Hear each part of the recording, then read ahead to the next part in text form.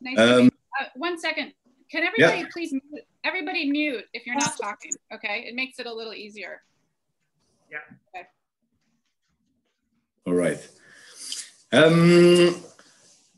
Maybe first I want to tell you some things about the Chateau d'Auvernier, my family business, family office since 1603. And that's the most important information for me, is to say that we have one of the oldest winery in Neuchâtel, maybe in Switzerland too, but it's in my family since 1603, and I represent the 15th generation. Actually, is my father is the owner, the boss, and I will take the the business in a few months, but we are working together now since official since 4 years. And but I grew up in the family business because I'm living in the. I grew up in the Chateau. I don't know if you already have had a look on pictures about the Chateau. I can maybe show you. I took some papers to show you. I hope that you see. This is our castle. We are living here since 1603, as I said, but the first part of the chateau was built in 1559, and then the first generation took the castle in 1603, and since this time it's in the family. And it's changed a lot, 4 times of name, because it came from Pierre Chambrier, the first one, to now Henry Grosjean, my father. But sometimes it was coming with the women's. The last time was, for example, my grandmother bring the chateau from my grandfather to my father. So it was from de Montmolin to Grosjean. It's changed the name, but it's always the same family. I don't know if it's clear. Well, that's for the beginning. Well, I hope that you can come in Switzerland to have a look in the cellar and everything. But now it's a little bit difficult. Then about the history, we are working 60 hectares vineyard. When my father took the family business, it was like 14 hectares, but it was a little bit difficult to make, because with an old castle as we have, you have always to make investment in the castle to keep it good, and it's a very important information. The castle without the business is not possible, and the business without the castle for the image is not possible. And it's a story together, the castle with the business. About the region, some people said that Neuchâtel is like Burgundy because the climate is a little bit like Burgundy. Well, we have a lake, the biggest lake in Switzerland, which is completely Swiss, and in Switzerland, and we have grapes, special grapes like Pinot Noir and Chardonnay, as in Burgundy. That's why they said Little Burgundy of Switzerland. But my story is, it's not the Little Burgundy of Switzerland, it's the Burgundy, the little Neuchâtel of France. but that's a joke. Well, very important. Maybe explain exactly where is Neuchâtel, in what position on the Switzerland, because it's northwest, almost Northwest, yeah, exactly. It's one of the first region after the German part, because you have in the east the German part, on the west the French part. And we are the first canton, as we said. It's the region, department, which is speaking French. We have in the David, comment on dit la frontière? The border. The border. Thank you. The border is with France in north. And in south is Canton de Vaud, and which is a department, and Fribourg. That's not so much for you, but we are our vineyard are coming post in the lake.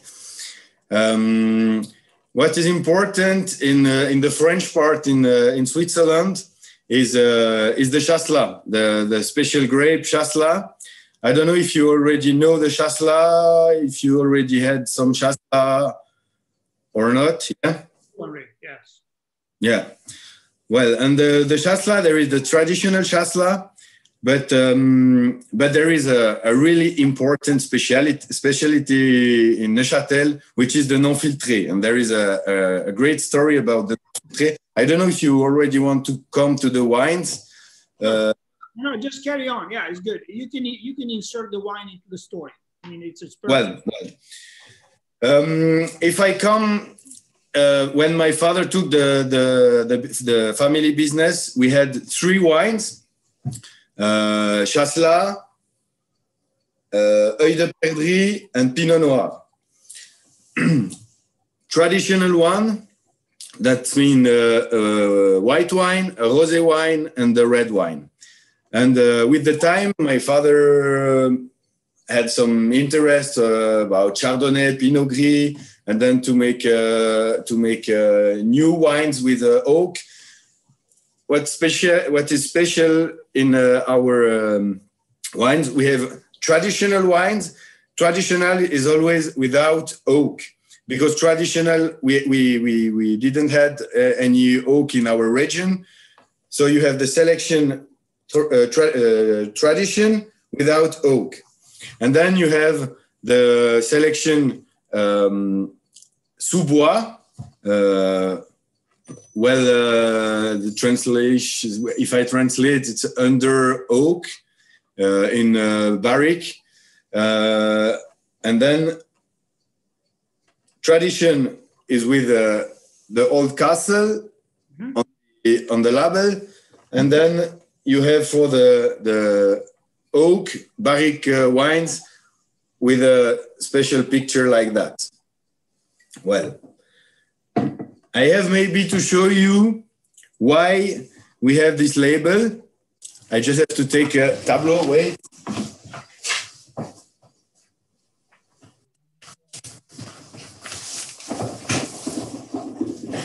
That's, oh, can you see it? Yes. Well, that's what the 10th generations made it with a pen, and said we have to make a label for the chateau, and she made that. That's the original one. That was in 1900. And after that, we wanted to keep it because it's something really nice to have a label my grandmother made. Well, and then we want to keep it like as you see here on this label. But the new one, because we have to be a little bit modern, is what you see here. That's what we made since last year. Well, that's about the label. Yeah. So Henry, you maintain, so those are the label that we will receive. So we have the main label with the new strip underneath, basically. That's the package that we're getting, right? Yeah. Yes. Yeah. Exactly. Well, that's for the story. Then, how long has the castle actually, the chateau had the vines, so the vineyards planted and cultivated? Is it for how long they had the castle? So it's like they had vineyards planted there since the mid 1500, basically, when they started building the castle. We know that they had some vineyard in 1559, but then we know that since 1603 we produce and sell wines. Okay, so that's what we know. Really started in 1603, which is that's the story, which is fascinating. Yeah. Yes, great. Exactly. Well, then. I will maybe come on the wines and the different wines that you will have, and one is for my heart the most important, and in my family is a little bit like the blood. David know that he had some experiences with the non-filtré, which is this one, the non-filtré. Mm-hmm. The special things with the non-filtré, non-filtré is unfiltered. Which is Chasselas, right? Which is Chasselas, exactly. And maybe as a first information, in Neuchâtel, we don't have to say Chasselas because we can say Neuchâtel Blanc. Mm-hmm. Because when they had only white and red wine, only Chasselas and Pinot Noir, they only said Neuchâtel Blanc or Neuchâtel Rouge, Neuchâtel White or Neuchâtel Red. It's exactly like Burgundy, except you use Chasselas instead of Chardonnay. Exactly. Like Burgundy. So it's Neuchâtel Rouge and Neuchâtel Blanc, and they are only made with those grapes. Yeah. And I also, sorry, Henry, if I introduce, I stop you, but maybe also to explain that, because in Switzerland we have Chasselas mostly planted in the French-speaking part, so it will be Vallis, Vatland, and some also in Lac Geneva at the beginning, and Neuchâtel, and Chasselas is more known for than Canton Vaud, or how you say, Mano, Canton Vaud? The Vaud. Vaud, so you say Vaud, okay. No, it's just down to Neuchâtel. So, you know, we have many different regions with the Chasselas. Okay, keep going. Mm-hmm. Yeah, thank you. Yeah, that's important. And when somebody say, why don't you say the Chasselas? It's because there is everywhere in the French part of Switzerland, there is Chasselas, but Neuchâtel Blanc, there is only Neuchâtel. And we say Corton Charlemagne, why don't we say Neuchâtel Blanc? Well, as joke. But important with the non-filtré is the unfiltered is we make the first filtration because it's like an orange juice if you don't make the first filtration. But the last filtration, so the finest filtration, we let the lees in the bottle, and then it's at the beginning of the year. It's not a clear wine; it's a wine with you can see in the glass. So and sediment floating around. Yeah. Yeah, the lees are still floating around, and so this wine then is made very early on and is bottled also very early on. Like when you bottle the non-filtré. The special thing is I maybe have to come on the story of filtré that explain why it's the first wine. In 1973, a friend of my father, Henry Alexandre Godet, which had the same name as me, or I have the same name as him. Yeah,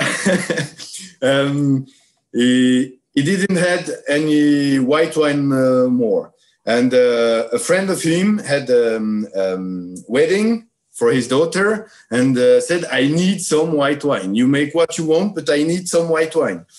And he said, "Well, you can have it, but it's not filtered." Well, the bar in our town said, "Well, if you make already 50 bottles not filtered, make me 300 bottles." So that was the beginning of the non-filtré. People had loved it, and then it was always more, every year more. And then colleagues like my father saw in the cars of the customers non-filtré, and they said, why he can do it, and we have to do it too. And that was the beginning. And for this little story, if I call Henri, it's because the father of the non-filtré called Henri, and it was like a teacher in the job for my father, and a good friend. That's a little bit the story, but well. And then the non-filtré. At the beginning, it was the first wine who came on the market for the last vintage, and everybody wanted to have the first non-filtré, and wanted to have every restaurant. And finally, in 1995, the state said, "Well, now it's the third Wednesday of January. We make an official part with the state, the people, official people who come and then we present the wine. Everybody can come buy a glass like that, 15 Swiss francs, 15 Swiss francs in dollars. No idea. That's about 17. 16. Okay. 17. Okay.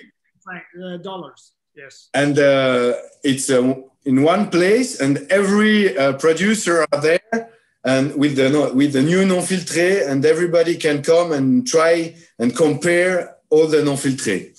And that's something really important. Well, as we said, it's coming in the market, and not before the third Wednesday of January. The first time that we are bottling the non-filtré, it's really trouble, not clear. Cloudy. Cloudy.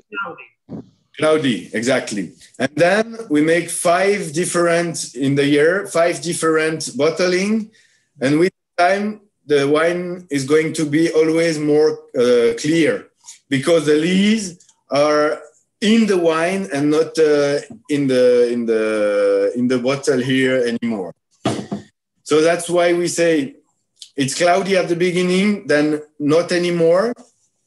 But then it's at the beginning not a wine which is, as we say, not ready, but then it's ready in the bottle, and that's interesting. It's a chasselas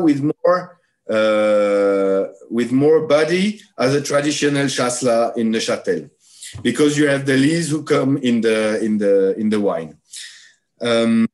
But it's also a wine where you enjoy more in its younger time. Not it's a wine not too aging that, right? As we saw now, at the beginning it was a little bit a story like the Beaujolais Nouveau, and only the 3rd, 4th, first months, and then we saw that with the lees you can keep it fast a little bit longer as the traditional one. It's not with the aromatic as at the beginning, with the grapefruits and like that. It's more like a floral traditional chasselas, but with more body. and we see. I had last week a colleague who came at home and told me, I prefer your non-filtré 2018. And I told him it's because this wine is ready and the 19 is coming. Next year you will say the same between 19 and 20. And that's really important. And I have some colleagues here in Chateau who are making non-filtré for the 3 first months of the year, and then it's ready. And we produce it all the year and we sell it all the year because people want really to drink it and all the year. And the week for the new non-filtré, we have people who come for the old non-filtré because they don't want to hear about the new non-filtré. They want a wine which is more ready. Fine. Yeah. So are you saying that you keep the wine in the tanks and you do 3 different bottling? Exactly. Okay. Exactly. Yeah. 3 different bottling or more? 3? Yeah, 3 to 5. This year we made 5 bottling. The last was for 3 weeks. So 3 weeks ago, you made the last bottling of the 2019? Exactly. I see. Okay. And, exactly. But the last one is really clear, you know? Yeah, because at that point, the lees had been like the wine became really the refined wine and it was being consumed by the wine. Mm-hmm. However, yeah. So we will have to expect and tell our client that they also explain which bottling we're gonna get. Yeah. Because they're gonna see a big difference. Let's say we order some of the new bottling in January, which we should have like the very cloudy one. Yeah. And presented like, you know, this is the last, what we're receiving right now, I think is one of the last bottling, right? It's like the third. Okay. And then let's reorder some, let's make a note actually for us, Sandy, Mariana. And let's order the one from January. So we will present the wine, you know, it's the same wine, but it's a different wine altogether. That's an essential story. It's a very, very interesting, presentation. Exactly. And then if you take the bottle at the beginning with the 2 or 3 first bottling, I make something that you maybe never seen with the wine. You don't have to shake it like a cocktail, but you have to take the bottle because there is the lees here, and you slowly to move the bottle that everything can homogenic. Yes. Exactly. And then when you did it, then you can open it because I can have a glass if it's not a problem for you. No, that's fine. It's 6 o'clock for you, so it's aperitif time anyway. Yeah, exactly. It's more easier to speak with a glass of wine. Yeah. David knows me very well. Yeah, you're almost late with aperitif. Well, that's a little bit for the story with the non-filtré, which is a wine, as I said, you can take from the breakfast to the dinner without problem because there is not too much alcohol. It's about 11.9, and there is a little bit acidity, but not too much. But what you have is something that I love in a white wine is so like a salt on the tongue. Minerality, the minerality, the salty note on the wine. It's really special on the Chasselas non-filtré. They're actually, David, correct me if I'm wrong, but if I remember well, in Switzerland, they said that the Chasselas is the wine that you can start drinking early in the morning. Yes, but on defense of my wine, I sell not only the Chasselas, also the Merlot Bianco. Exactly. And my job is to take the Merlot Bianco from David in Chateau. Yes. Because we have an important thing in Switzerland. We are a very little country, but with a lot of different region, department, different climate, different varieties, grapes, and you can make voyage, a trip with the wine in Switzerland. You have the impression that you are every wine in another region, in another country. And if you go in Ticino, it's nothing like Neuchâtel, and that's what's nice, because 3 hours with my car, and then I'm in another region, nice wines, and people love in Switzerland all the different region that we have, because if you speak about Ticino, you speak about Merlot Bianco, and a lot of different varieties. If you go in the Swiss-German part, you have, all right, Pinot Noir, but you have Riesling Sylvaner, like that. And you go in the French part, you have Chasselas, you have Œil de Perdrix. It's really great because you have a lot of things in a little country with. And if you take a Pinot Noir from Neuchâtel and the Pinot Noir from 100 kilometers or 60 kilometers in the other direction, it's completely another wine. And that's really great that we have something like that in Switzerland. The terroir are so different, but a lot of the people on the conference, they know already some terroir about Ticino and Vallis, but it's really nice, the emotion how you speak that, how you tell them. No, it is. And that's important. That is true. During our scouting of Switzerland and Swiss wines, we noticed especially in certain varieties, the difference between one area and another. It's radical. I mean, it's the same grape produce a totally different wine altogether. So. Exactly. Well, that was. I can speak about the non-filtré all the night. Yes. Well, okay for you. But we don't have so much time. Go with the next one. well. That's a great story, and actually, it's very important to understand how to present this wine, because it's going to come out with all the nuances, especially on the visual aspect. Then we need to explain what is all about. So move to the next wine now. Yeah. It's also very unique, by the way. The next one is the Œil de Perdrix, which is a rosé. It's our flag. It's more than 43% of the production in the Chateau d'Auvernier. It's a rosé from Pinot Noir grapes. 100% Pinot Noir grapes. And it's really interesting because rosé, you have different type of rosé. You can have from saignée, like you take juice from the red wine to make more concentration in the red wine.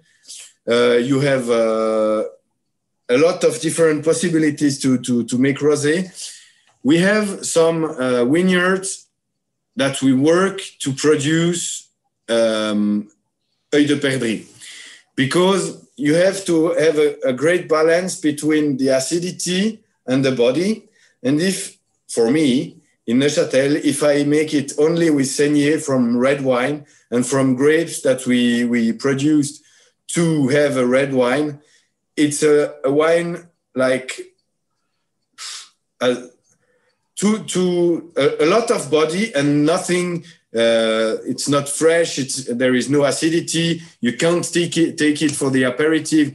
So it's really important to have a great balance. And this vineyard 85% are in this wine, and 15% are from Saignée, from red wine, to bring a little bit more body. Then we make a maceration with the grapes. When we take the grape, when we pick up the grapes, we make a maceration, the juice with the skin together, about 12 to 18 hours. It's not really, I can't say 12 or 18 because in one vineyard it's 12, the other it's 18. You have to check how your grapes are. And then the job is to work for a great color like that. Not too much, but the tendency now is to have clearly rosé, which are always more clear. And that's not the objective for the Œil de Perdrix because it's a wine already which is in a brown bottle. So we can fast say that every rosé are in a white bottle, but it's really traditional in our region. It's not it's a brown bottle. Then the story of the Œil de Perdrix is at the beginning, probably it was a mistake when they wanted in the 18th century, they wanted to produce a red wine, and it was maybe like not so good with vintage, and they had to press it a little bit faster. Because they didn't have time to make the fermentation with the skin and everything, and they produced a rosé, and that's the first things that we found about the Œil de Perdrix. It's 18th century. Then in the Chateau d'Auvernier, we always produced a little bit Œil de Perdrix because it was a new style of wine. I found some bottles not, but labels from 1920 from our Œil de Perdrix. But really not a lot of bottle. Then in the 1968, like that, the grandfather of my father, with four other producer in Neuchâtel, they said, well, we have Neuchâtel Blanc and Neuchâtel Rouge, as we already said. We maybe have to have a new wine to explore something new for the customers.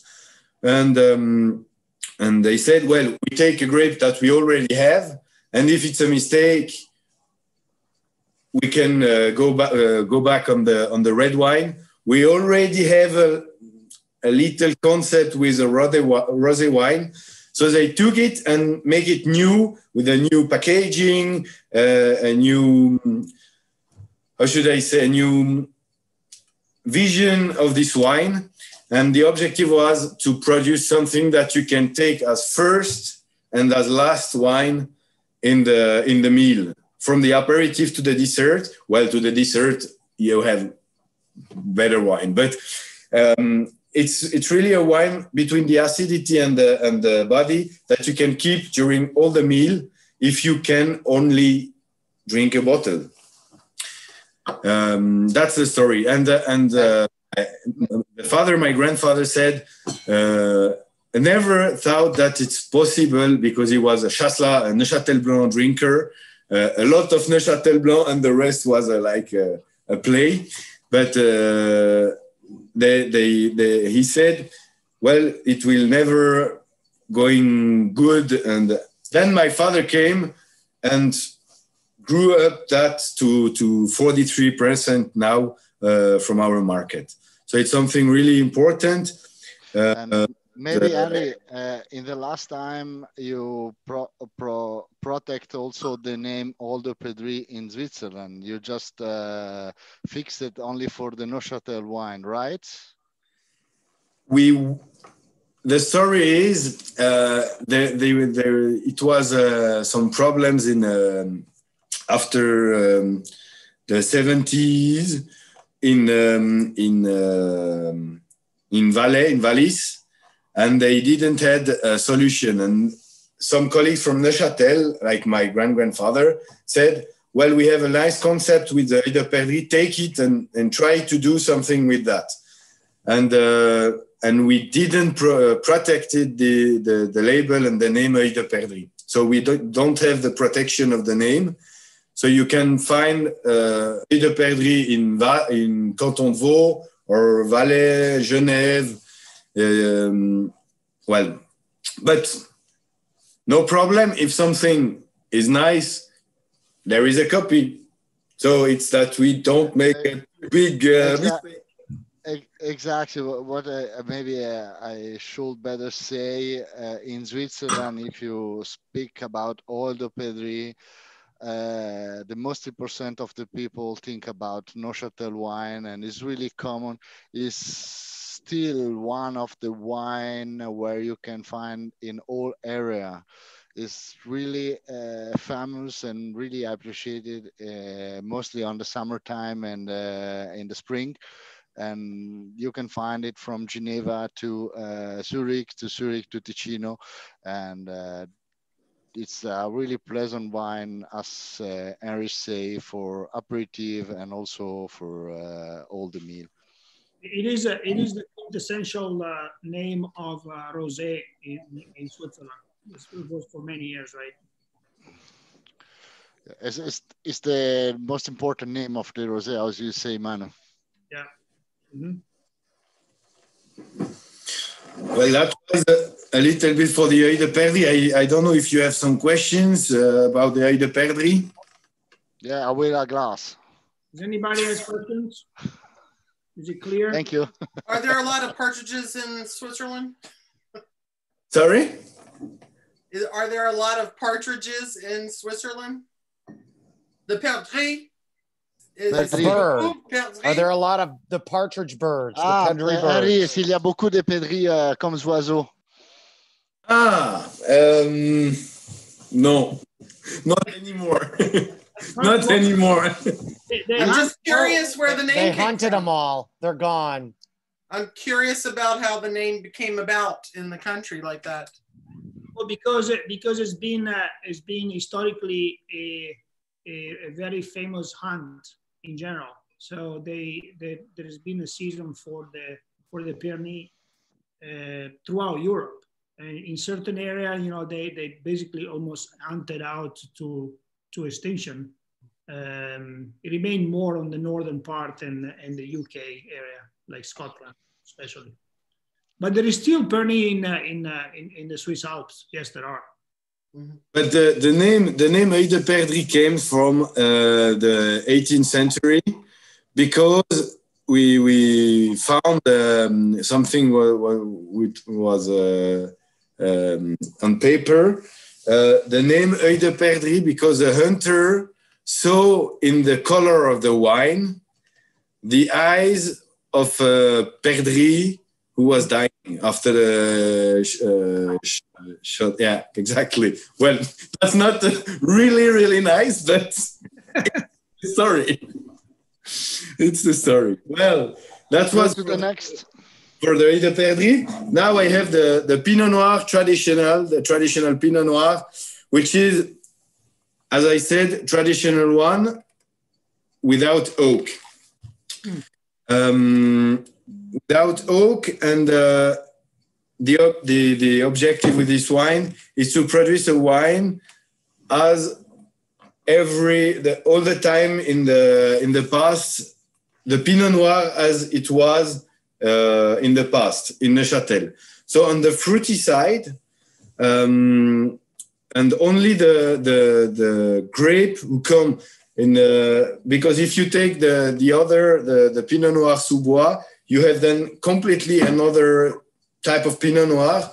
But this one is, for me, the wine that you can drink for the red wine like a white wine.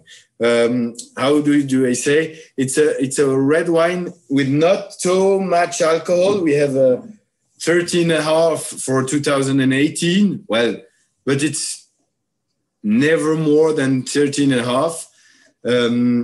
It's a red wine really on the red fruits.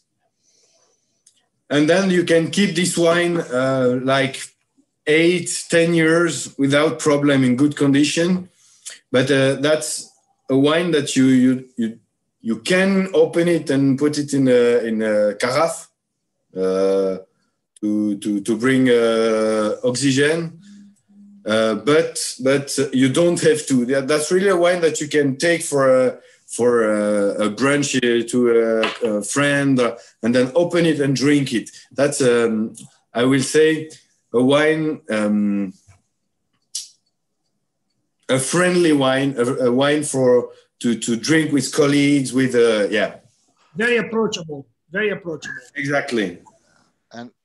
And as I tell to you, to mostly of you, last time I was with you guys, it's a wine where you can also enjoy with the hot temperature outside, a little chill.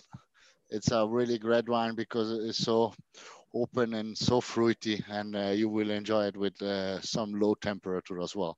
Yeah, exactly. Good to know that. I can speak about the Pinot Noir during hours, but maybe we come on the Pinot Noir sous bois, if it's all right for you, which is this one. Sélection sous bois. That's a Pinot Noir. We make it 12 months in barrique, in oak barrels, 228 liters. And then we have to play with the percent of new oak, because too much new oak on those grapes are dangerous. And when we don't have enough, then it's nothing. Because what is important to in the comparison between those two Pinot Noirs is the job in the vineyard is not the same. With the Pinot Noir, with the traditional Pinot Noir, we let a little bit more vegetation to protect the grapes. We don't have to bring too much tannin. Tannin in the Pinot Noir traditional, and in the Pinot Noir sous bois we can bring more tannins, and that's a wine that you can keep a little bit longer. So I would say good condition 10 to 12 years, but I have no patience, so I have to drink it because it's not like them. 12 years. Maybe I'm not here anymore. So I have to drink the wine and to imagine how it's gonna be. But if the wine is past, and you can imagine how was the wine. If I can translate what you say in a commercial way, it's better to sell it to keep it in the store, in the warehouse, right? Exactly. Yes. Any question, anybody? Because I think we got a very good presentation from Henry and David. Those are the three wines that we started with, right? If I remember well. Yeah, exactly. Yes. And it's 4 wine. Four. White, rosé, first Pinot, and in oak barrels. So we have all 4. Okay, good. Yeah. Question, anybody? Are we all good? You have to unmute yourself. Very, very excited to get these wines here.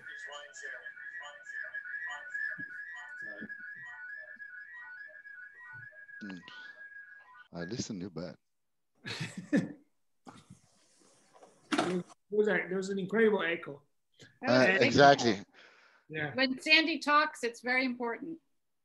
It does it with an echo.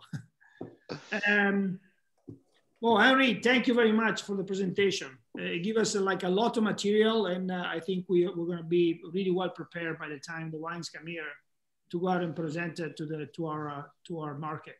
I mean, it's a very good story behind. Really good story. I mean, it's thank you. Exactly what we need. A huge story. Yeah. Thank you, Henry. Thank you, David. Thank you very much. So thank you for your interest in our wines, and if you have some more questions or you need some more information, or just write me, or then we can organize a Zoom, or I'm here to help you. Great. Yeah, we will talk about that because we got some success with some wine dinner done with Zoom, and it's a great opportunity to showcase the wine to a lot of people at the same time. The only problem is done at the very late hours for you guys, so it's challenging because we can organize it. Okay, we can organize that. If we are not in lockdown in Switzerland, we can keep travel around the Switzerland. We can enjoy I and Henry, and we don't have any problem to stay up. But okay. I don't know in that kind of condition we are gonna be ready to talk. Right. Maybe we'll be like that. You know, I see. It might be good. Okay, we'll be more funny as usual. Because it starts like at 12:30 or past midnight, and he ends at 3 a.m. for you guys. We can keep it till then. I know you can do it. All right, very good, very good. I think I would say another thing to all of you. Henry is a good friend of mine. We know each other for some times. We did some experience already in the US. We went together to New York, and also in Switzerland. We made different presentation together, and the respect from me of him and for him is really big and really important, and it's really nice to present his wine for his part, and I saw how he is presenting my wine to other people, and I think it will be fun and really interesting for you all to work with, and I hope we can start to travel soon to join you and have fun to presenting our wine in your place. Absolutely. But you know, in the meantime, let's take advantage of this new formula that some of our clients have been implementing, and I think it would be a good opportunity, exciting to start with. We will do the possible to stay with you and support the sale of our wine, our Swiss wine, with you, and we can really, if we know that in advance, we can organize ourselves to be here with you. Oh yeah, we'll give you plenty of notice. I mean, at least 7. All right. There's not a problem. Okay. All right. Thank you, guys. David, you wanted to show something, right? Yeah, we just received this morning the new packaging of the Charme Spumante. Sorry, my computer is shutting down all the time. And so I'm really excited to introduce you about this bottle, because our Henry spoke about the history. We don't have century history. We can spoke about 25 years when the Charme burned. It was the 1995. My father started producing the Charme with only white Merlot, and after for make the wine better, he chose to make a blend with Chardonnay and Pinot Noir and Merlot. This year, we got the last year, sorry, we got the opportunity to come back to the traditional blend and made it with all Ticino grape. So it's 100% of Ticino grape. So it's DOC, denominazione di origine controllata. And when it was the millennium, the 2000, my father was making crazy stuff on the bottle. It was like a spirale. How you say, Manu? Spiral around in metal around the bottle. And so I decided to keep the tradition and transforming that on the with a glass, so you can see the spiral around. That's and great. that's all. Very pretty. Yeah. That's beautiful. And so that is the first bozza, come si prova, Manu, come si dice, the first try. We're gonna receive it on the late January, and the product will be ready for the next March. But I'm really excited because I love it, because it's really modern, but with a touch of our history. And so we're gonna make the whites, the rosé, so like that, same bottle, but just change the name. And if we get, how are we going to handle the label? Like, how does the label go on? How will the label attach? The label is only that one. It's a serigrafia, like this, nice. And on the side, all the information of the wine. Stop. Nice. Yeah, beautiful. And we have to check how to put the label for the U.S. government. That's we're gonna find a solution. Let's not talk about that. And and that's just the try of the Magnum bottle. Right. That's beautiful. But that's will be in 1 year, not before. Thank you for your attention. I'm really sad to don't come this year to see all of you, but I'm sure you're gonna keep our Swiss wine up on the cell. And thank you for all the work you do, guys, and have a pleasant journey and weekend. Thank you, guys. Thank you, David. Thank you, Henry. Thank you. Thank you. We'll see you next year. Okay. Have a good one. Bye bye, everyone. Ciao. Bye. Bye bye. Ciao, ciao, ciao. Cheers. Cheers. Bon weekend. Bon weekend. Ciao, ciao. Bon weekend. Ciao.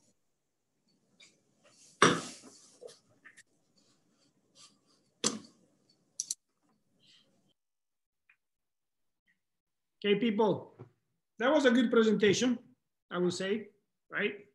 Yes. Very good. Yeah. We got a bunch of very, very interesting information, and it's an exciting story to present this region. I have to say I'm very excited since we got to discover Henry and Henry's wines last year. I was really looking forward to get some of these wines. Then of course they were also going to come to my household. Gotta have some of the Chateau. Anything else that anybody wants to discuss? By the way, I did tape. Let me actually stop the recording.